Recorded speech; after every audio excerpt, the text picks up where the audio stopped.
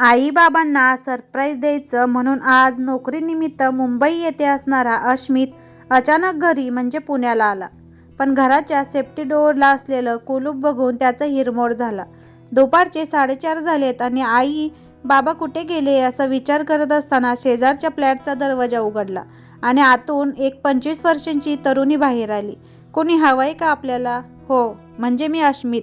"ओ, काका-काकू सकाळीच बाहेर गेलेत, संध्याकाळी 6 वाजेपर्यंत येतो म्हणालेत. तुम्ही मुंबईला असताना?" अश्मितचं बोलणं संपायच्या आत मध्येच तिने अश्मितला ओळखल्यासारखं सांगितलं. "ओह, ते बाहेर जाणार आहेत हे मला माहीत नव्हतं. मी त्यांना सरप्राईज द्यायचं म्हणून आलो." पण अश्मितच्या या बोलण्यावर दोघंही हसले. "या ना, आत या." तिने अश्मितला घरात बसायची खूण केली. अश्मितला जरा ऑकवर्ड झालं. मागच्या वेळी 4 महिन्यांपूर्वी तो आला होता तर तो समोरचा फ्लॅट रिकामा होता. म्हणजे मधल्या काळात ही राहायला आली होती. "Mister Ashmit, please don't feel awkward. मला इथे काका-काकूंचा खूप आधार आहे. एवढे फोन होतात पण ह्या नवीन भाचीबद्दल आई काहीच बोलली नाही." ह्या विचारातच अश्मित तिच्या घरात आला.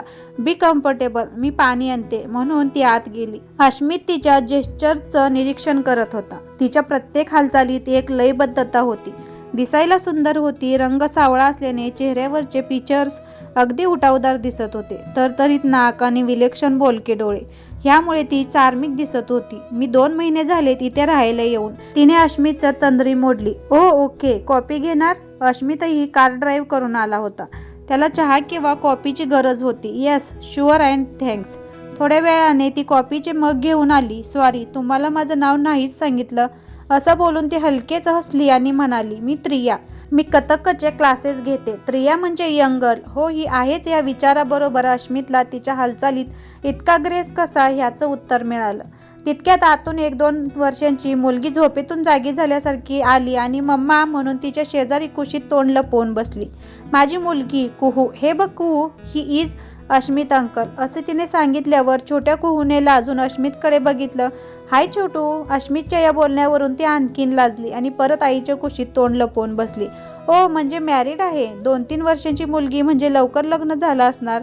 अश्मितने कॉफी संपवता संपवता विचार केला. तेवढ्यात त्याचे आई-वडील आले. त्यांना बघून अश्मित म्हणाला, "ओह, आई-बाबा आलेच. Thank you very much miss Priya. तू केव्हा आलास आणि मधूनच कसा? कळवायचे तरी." कुलूप आणि लॅच उघडताना आई-बाबा अश्मितवर प्रश्नांचा भडीमार करत होते. "हो हो, आत तर चला, सांगतो सगळं. तुम्हा लोकांना सरप्राईज द्यायचं म्हणून मी अचानक आलो." घरात तिघेही आले आणि रिलॅक्स झाल्यावर अश्मित म्हणाला, "आणि आता इथेच राहणार कायमचा?" म्हणजे मला इथे नोकरी मिळाली आहे. त्यामुळे मी मुंबईची नोकरी सोडली. 15 दिवसानंतरच्या सोमवारपासून जॉईन व्हायचं आहे." "पण नोटीस?" बाबांनी विचारलं. "नवीन कंपनीने आत्ताच्या पगाराच्या दुप्पट जॉईनिंग बोनस दिला म्हणून मी शेवटच्या महिन्याचा पगार घेतला नाही. त्यामुळे नोटीस वगैरे काही द्यावी लागली नाही." "चला, बरं झालं. तू इथे आहेस म्हणजे तुझ्या लग्नाच्या गोष्टींना गती येईल." आई लगेच उतरली. "सुरू झालं का तुझं?" अश्मित हसून म्हणाला. "गधड्या, 30 वर्षांचा झाला आहेस. It's high time." आईच्या बोलण्यावर बघू काय होते ते अशी खूण करत अश्मित फ्रेश होण्यासाठी रूममध्ये गेला. दुसऱ्या दिवशी सकाळी अश्मित आणि आई चहा घेत गप्पा मारत बसले होते. "काल प्रियाकडे फार वेळ थांबावं लागलं का तुला?" "काल बाकी सगळ्या बोलण्यात विचारायचं राहून गेलं." आई बोलती झाली. फार नाही, पण 35-40 मिनिटे."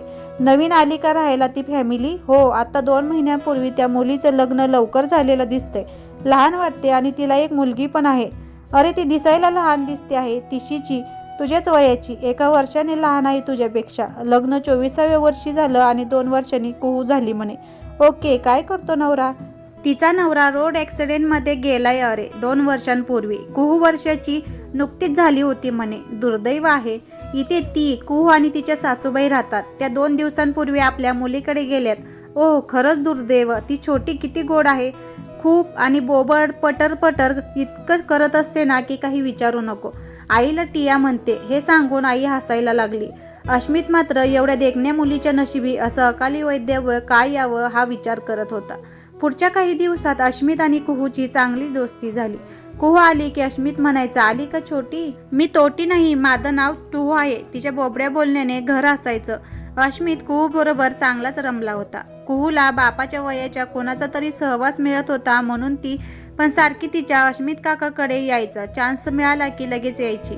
असेच दिवस जात होते. अश्मित नवीन ठिकाणी जॉईन पण झाला होता. सकाळी 8 वाजता जायचा ते त्याला यायला रात्रीचे 9 वाजायचे. त्यामुळे त्याची आणि कुहूची भेट आता फक्त शनिवारी आणि रविवारी एवढीच होत होती. ह्या दरम्यान तो आणि त्रिया देखील चांगलेच मित्र झाले होते. त्रियाचे डान्स क्लासेस आठवड्यातून 3 दिवस सकाळी आणि 3 दिवस संध्याकाळी असायचे. तिच्या सासूबाई सुनंदाताई मुलीकडून लगेच परत आल्या होत्या, त्यामुळे त्रिया कुहूला त्यांच्याकडे सोडून जायची. एका शनिवारी सकाळी 10 वाजता अश्मित काही कामानिमित्त बाहेर जायला म्हणून लिफ्टमधून उतरला तर समोर पार्किंगमध्ये त्रिया तिच्या ॲक्टिवाला किक मारत होती, पण तिची गाडी स्टार्ट होत नव्हती. काय झालं? ॲक्टिवा स्टार्ट होत नाहीये? नाही ना, काय झालंय काय माहीत, बघू जरा, मी प्रयत्न करतो म्हणून अश्मितने किक मारल्या, पण ॲक्टिवा काही स्टार्ट होत नव्हती. नाही, काहीतरी इश्यू आहे. कुठे निघाली आहेस? बँकेत. मी जाते चालत, तशी ही 10 मिनिटाच्या अंतरावर आहे. नाही, चल मी तिकडेच निघालो आहे, तुला सोडतो. येताना तू चालत ये. वाटेत एका गॅरेजजवळ अश्मितने कार थांबवली. माझा नेहमीचा माणूस आहे, तो म्हणाला. हे बघ, आपल्या पार्किंगमध्ये एक ग्रे कलरची ॲक्टिवा आहे, तशी एकच आहे, स्टार्ट होत नाहीये, बघून घे. ही घे त्याची किल्ली. तिथेच अश्मितला एक फोन आला. 1 मिनिट त्रिया. हॅलो. हां, अरे काय हे? ओके, हां ठीक आहे, बोलू नंतर. Okay bye. त्रिया, माझं काम कॅन्सल झालंय. तुझं काम झालं की मीच तुला घरी सोडतो, कारण कॅन्सल झाल्यामुळे मी पण घरीच राहणार आहे. अश्मितला पुण्यात येऊन आता जवळपास 9-10 महिने झाले होते. दरम्यानच्या काळात तो आणि कुहू घट्ट मित्र, तर तो आणि त्रिया खूप क्लोज फ्रेंड्स झाले होते. त्रिया, एक विचारू? काय झालं? तू परत लग्नाचा विचार का नाही करत आहे? त्रिया शांत बसली. खूप मोठं आयुष्य आहे तुझ्यासमोर. तुला कॅम्पेनियन आणि कुहूला वडील मिळतील, आणि कुणीतरी नक्की असणार जो तुला आणि कुहूला स्वीकारेल. कुणीतरी नक्की असा असेल ज्याला तू स्वीकारशील. त्रिजा शांतच राहिली. अश्मित, मी असा विचार केला नाही. माझ्या पुढे कुहू आहे. हे बघ, माझा एक मित्र आहे, त्याची मिसेस पण 2 वर्षांपूर्वी कॅन्सरने गेली. त्याला मूळबळ काही नाही. त्याला तुझ्याबद्दल विचारून बघू का? मला थोडा वेळ दे, मी विचार करते आणि सांगते तुला. 4 दिवसांनी त्रिया अश्मितला म्हणाली. आज जरा बाहेर जाऊया का? परवा तू जे बोललास त्यावर बोलायचे आहे. घरी सगळ्यांसमोर बोलायला जरा ऑकवर्ड होईल. Okay, no problem. 6 वाजता. अश्मित आणि त्रिया CCD मध्ये आले. अश्मित, तुझे परवा माझ्याबरोबर बोललास त्यावर मी विचार केला. तू म्हणतोयस ते खरं आहे. माझ्यापेक्षा निकोप वाढीसाठी कुहूला जास्त गरज आहे, आणि लहान आहे तोपर्यंतच नवीन माणसाबरोबर रुळेल. मुख्य म्हणजे तिला समजावून सांगणं सोपं जाईल, कारण तिचं निरागस मन फारसे आडेवेडे घेणार नाही. ओह ग्रेट, मी उद्याच बोलतो त्याच्याशी. अश्मित एक्साइटेड होऊन बोलला. नको अश्मित, मी त्याच्याशी नको बोलू. त्रियाच्या या वाक्याने अश्मित आश्चर्यपूर्वक तिच्याकडे बघत होता. म्हणजे? मग थांब, एवढा गोंधळून जाऊ नको. Let me tell you, rather let me be frank. मला लाईफ पार्टनर म्हणून तू जास्त आवडशील.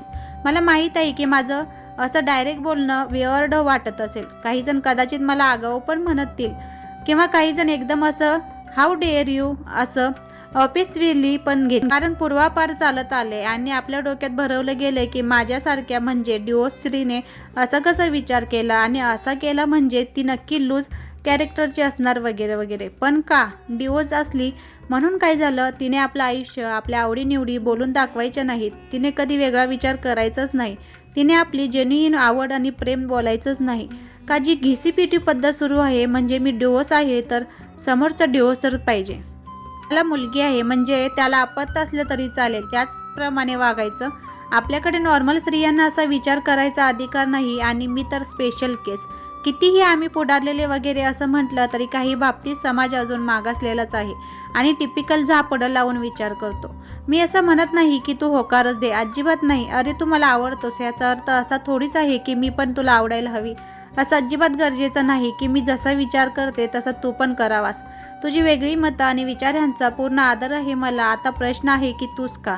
गेले जवळजवळ वर्ष झालं तू आणि मी एकमेकांना ओळखतो. ह्या काळात कळत न कळत आपल्या अनेक विचारांची आणि मतांची देवाणघेवाण झाली. तू मॅच्युअर्ड आहेस, स्वभावाने शांत आणि छान आहेस. अरे मी सिंगल मदर आहे म्हटल्यावर खूप जणांच्या नजरा बदलतात, पण तू मला कायम आदराने वागवले. मित्र असलो तरी तुझ्या वागण्यात कधी उच्छृंखलपणा नव्हता. त्यामुळे माझ्या मनात तुझ्याबद्दल आपलेपण आहे, आणि त्याचं रूपांतर प्रेमात कधी झालं हे कळलंच नाही. तिचं सगळं बोलणं ऐकून अश्मित स्तिमित होऊन गेला. त्याला तिचे ब्रॉड माइंडेड विचार खूप आवडले. तो त्या विचारांच्या प्रेमात पडला. त्याला शांत बसलेलं बघून त्रियाने त्याचा हात हातात घेतला आणि म्हणाली, टेक युअर ओन टाईम, विचार कर आणि नकार असेल तर स्पष्ट नाही म्हणून सांग. तू नाही म्हणालास तर मला वाईट वाटेल, पण राग बिलकुल येणार नाही. I can understand and will honour your decision. अश्मितने काही दिवस विचार केला. असं नव्हतं की त्रिया त्याला आवडत नव्हती. प्रथमदर्शनी जे त्याला तिच्याबद्दल आकर्षण वाटत होतं त्याचं रूपांतर मैत्रीत आणि नंतर त्याला तिचा आदर वाटायला लागला होता. अगदी तरुण वयात दुर्दैवाने विधवा झालेली तरुणी अत्यंत खंबीरपणे आणि हसतमुखाने परत आपल्या पायावर उभी राहून मुलगी आणि सासू यांना सांभाळते आहे हे बघून तो आदर आणखीनच वाढला होता. एके दिवशी अश्मितने त्रियाला कॉल केला. तू बोललेल्या गोष्टींवर मी विचार केला आणि मला पण वाटते की तू देखील माझी चांगली पार्टनर होऊ शकते. मला बाकीच्या कुठल्याही गोष्टींबाबत आक्षेप नाही. फक्त हा निर्णय मी इतक्यात आईबाबांना सांगत नाही. Let us take time more. पण तू कुणाला सांगू नकोस. बरं, आज संध्याकाळी ड्राईव्हला जाऊ. आता ऑफिशियली मी माझ्या गर्लफ्रेंड बरोबर लॉंग ड्राईव्हला जाणार. कुहूला पण बरोबर घेऊन जाऊ. एका शनिवारी सकाळी अश्मित आणि आईबाबा चहा घेत गप्पा मारत बसले होते. अश्मित त्यांना म्हणाला, मला तुमच्याशी जरा बोलायचं आहे. माझ्या भविष्याबद्दल, रादर माझ्या लग्नाबद्दल. आईबाबा एकमेकांच्या चेहऱ्याकडे प्रश्नार्थक नजरेने बघत बसले. बोल ना, जे काही असेल ते स्पष्ट सांग, त्याचे बाबा म्हणाले. माणसांच्या मनाची गंमत असते ना. असं काही झालंय की त्याच्या मनात पहिल्यांदा नकारात्मक किंवा विवर्ड विचार येतात.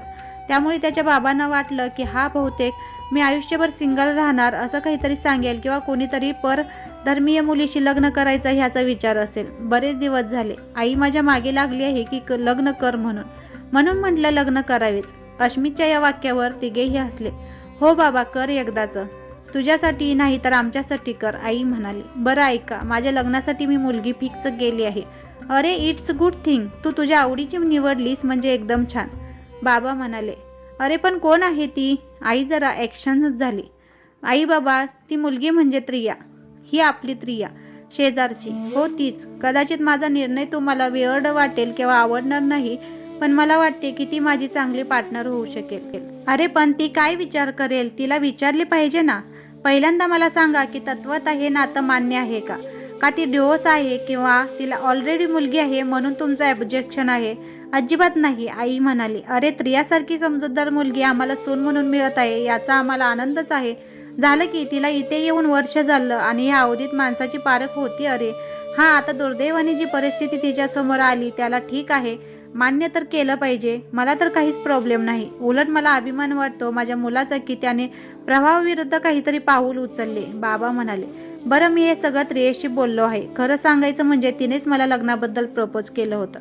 निर्णय तिला नाही, मला घ्यायचा होता. तो मी पक्का केला आणि आम्ही त्यावर बोललो पण. आज ती तिच्या आईवडिलांना आणि सासूबाईंना सांगणार आहे, म्हणजे त्याच्याशी बोलणार आहे. ओ, म्हणजे खिचडी बरेच दिवसापासून शिजते तर. शी इज पार्टनर इन क्राईम, असे म्हणून बाबा हसले. आई बाबा, तुम्हाला एक काम करावं लागेल. जर तिचे आई वडील आणि सासूबाई नाही म्हणाले तर त्यांना कन्व्हिन्स करून सांगावं लागेल. अश्मितच्या घरी त्रियाचे आई वडील, सासूबाई सुनंदाताई आणि अश्मितचे आई वडील बसले होते. अश्मित आणि त्रियाच्या घरी कुहूशी खेळत बसले होते. अश्मितचे बाबा म्हणाले, मुलांनी काय ठरवलं आहे हे तुम्हाला त्रियाने सांगितले असेलच. आमची त्या दोघांच्या लग्नाला सहमती आहे.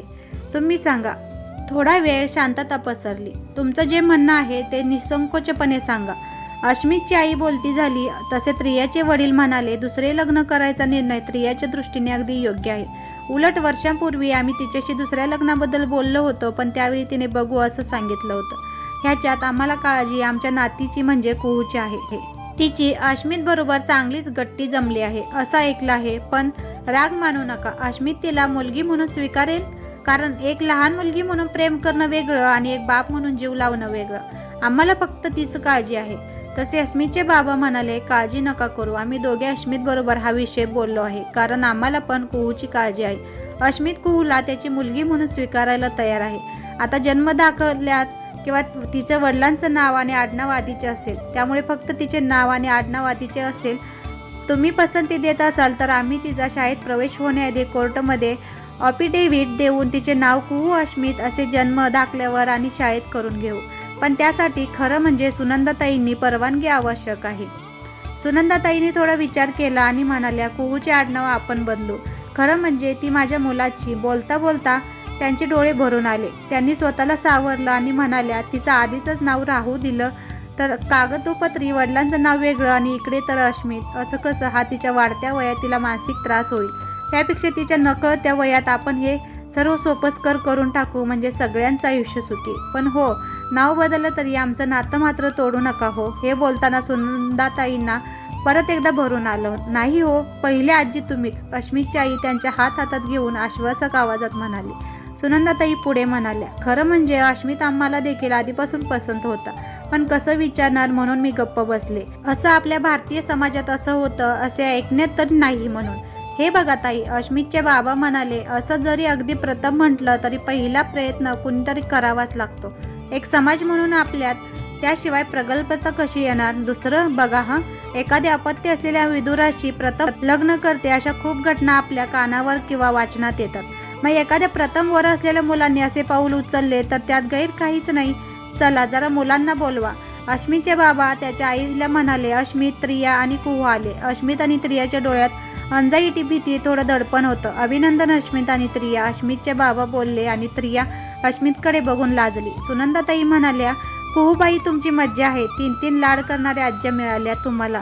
त्रिया, तुला आता 2 माहेर आहेत. एक सहकार नगरला तुझे आई बाबा आणि दुसरं म्हणजे आपलं घर हो. एक सांगून ठेवते बरं का, ह्यावेळी त्रियाचे कन्यादान मी करणार हो. तेवढ्यात अश्मितची आई म्हणाली, आपण ठरवलं, पण सर्वात महत्त्वाच्या व्यक्तीचा आणखीन होकार यायचा आहे. असं म्हणून त्यांनी कुहूकडे बघितलं. त्रियाच्या वडिलांनी विचारलं, कुहू, तुझा अश्मित काका तुला आवडतो का? खूप. कुहू अश्मितच्या पायाला बिलगली. मग तू आणि आई येणार का त्याच्याकडे कायमचं राहायला? हो आई, खरंच, कुहू आनंदाने ओरडली आणि सगळं घर हसण्यात बुडालं.